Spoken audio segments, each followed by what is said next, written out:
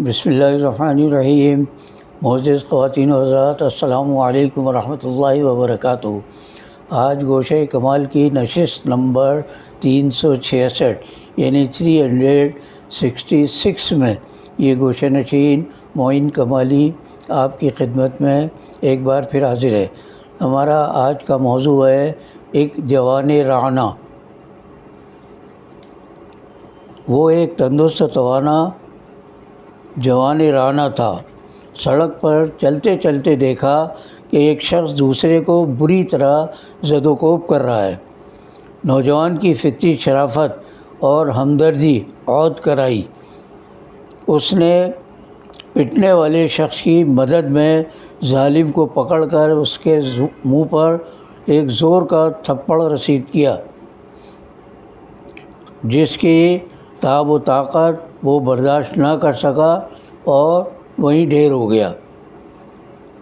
اس نادانستہ قتل پر نوجوان کو بڑی ندامت ہوئی اور اس نے اپنے اللہ سے مغفرت طلب کی۔ قتل کا کوئی ثبوت تھا نہ گواہ، چنانچہ بادشاہ وقت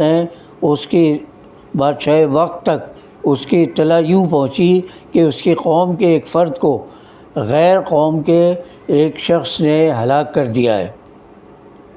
بادشاہ نے حکم دیا کہ قاتل کو تلاش کر کے ضروری شواہد کے ساتھ پیش کیا جائے تاکہ اسے قرار واقعی سزا دی جا سکے۔ سرکاری سراغ رساں گلی کوچوں اور بازاروں میں قاتل کی تلاش میں نکل کھڑے ہوئے۔ خوبرو نوجوان نے اس کے بعد اگلے روز پھر دیکھا کہ وہی شخص جس کی مدد اس نے پہلے کی تھی ایک اور راہگیر سے جھگڑ رہا ہے۔ اپنے اس ہم قوم کو دوسری بار لڑتے دیکھ کر نوجوان نے اسے سخت سست کہا، جس پر جھگڑالو شخص خوفزدہ ہو گیا اور سوچنے لگا کہ آج یہ نوجوان خود اسے مار ڈالے گا۔ نوجوان کی ڈانٹ اور پھٹکار سن کر وہ بولا، کیا تم مجھے بھی اسی طرح قتل کر دو گے جس طرح تم نے گزشتہ روز ایک شخص کو قتل کیا تھا؟ کچھ دیر بعد معاملہ رفع دفع ہو گیا، لیکن سرکاری سراغ رسانوں نے یہ بات بادشاہ تک پہنچا دی کہ قوم کے فرد کا قاتل فلاں نوجوان ہے۔ نوجوان نے محسوس کر لیا کہ اب وہ گرفتاری اور سزا سے نہ بچ سکے گا۔ وہ اپنی بستی سے نکل گیا اور دوسرے شہر کا رخ کیا۔ وہاں اس نے ایک عجیب منظر دیکھا۔ ایک کنویں کے گرد لوگوں کا ہجوم لگا ہوا ہے۔ لوگ کنویں سے پانی نکال کر اپنے مویشیوں کو پلا رہے ہیں۔ ان سے کچھ فاصلے پر دو لڑکیاں سہمی ہوئی کھڑی ہیں، ان کے ساتھ کچھ بکریاں بھی ہیں۔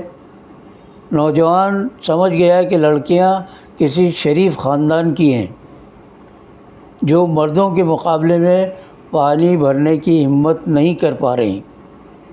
وہ لوگوں کے جانے کی منتظر ہیں کہ بعد میں کسی طرح کنویں کا بچا کھچا پانی بھر کر اپنی بکریوں کو پلا دیں گی۔ نوجوان نے ان کی مدد کی، کنویں سے پانی نکالا اور بکریوں کو پلایا۔ لڑکیاں اس کا شکر ادا کرتی ہوئی چلی گئیں اور اپنے بوڑھے باپ کو سارا ماجرا کہہ سنایا۔ بوڑھا اس بستی کا سب سے شریف النفس انسان تھا۔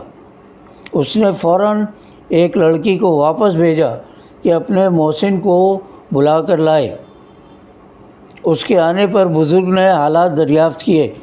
نوجوان نے اپنے اتفاقیہ جرم اور فرار کا قصہ بلا کم و کاست بیان کر دیا۔ بزرگ نے اسے تسلی دی کہ شہر تک بادشاہ کی رسائی نہیں ہے، وہ یہاں آرام سے رہے، اسے کوئی نقصان نہ پہنچا سکے گا۔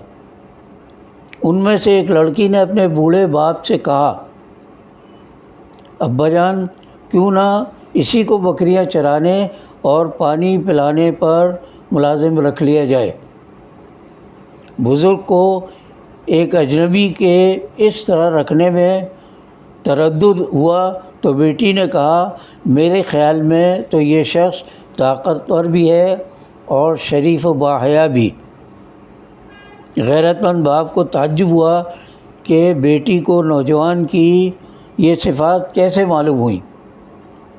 شرم و حیا کی پہ کر بیٹی نے جواب دیا کہ اتنے لوگوں کے ہجوم میں گھس کر اس شریف انسان نے جس پھرتی کے ساتھ کنویں سے پانی نکالا اور بکریوں کو پلانے کے علاوہ ہمارے مشکیزے بھرے، اس سے نوجوان کی قوت و طاقت کا اندازہ کیا جا سکتا ہے۔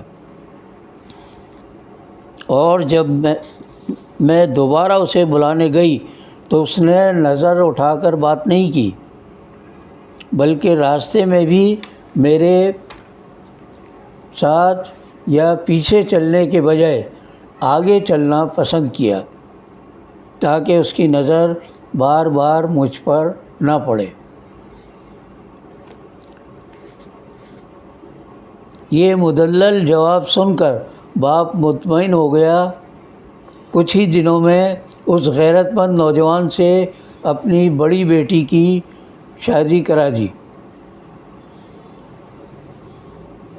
اور حق مہر کے طور پر 10 سال تک بکریاں چرانے کی شرط رکھی۔ مقررہ مدت کی تکمیل کے بعد یہ خوش خلق اور نیک انسان اپنی بیوی کو لے کر عازم وطن ہوا۔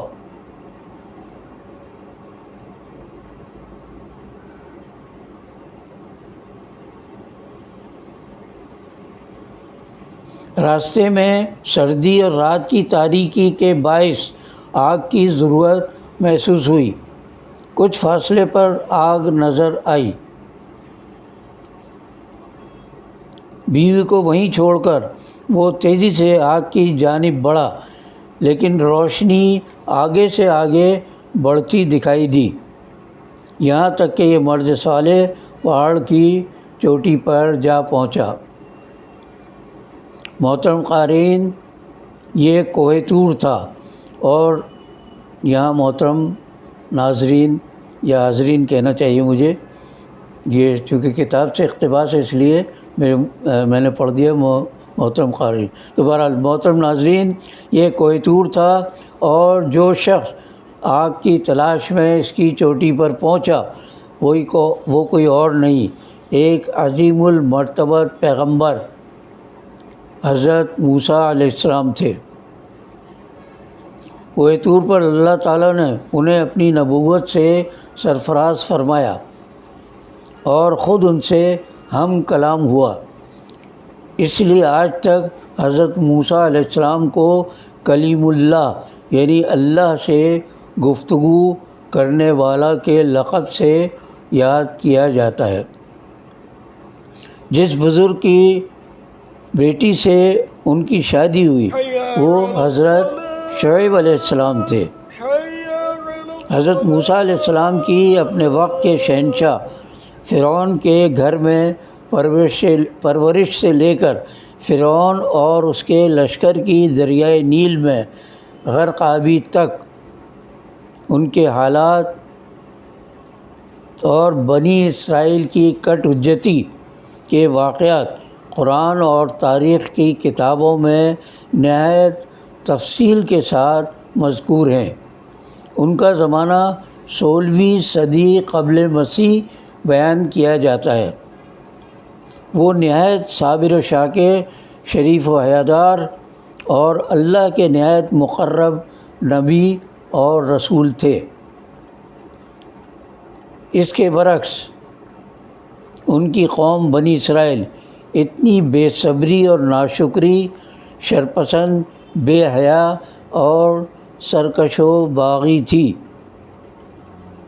موسیٰ کلیم اللہ علیہ السلام اپنی قوم بنی اسرائیل کے لیے رشد و ہدایت کا ابدی پیغام لائے تھے، لیکن 3500 سال گزرنے کے باوجود یہودی قوم آج بھی فتنہ و فساد، مکر و فریب اور بنی نوع انسان کے خلاف سازشوں میں مصروف ہے۔ اسی لیے قرآن نے اسے قیامت تک مردود و مخور اور بھٹکی ہوئی قوم قرار دیا ہے۔ آج کے لیے اتنا ہی، انشاءاللہ اگلی نشست میں کسی اور موضوع کے ساتھ آپ کی خدمت میں حاضر ہوں گے۔ باقی بشرط زندگی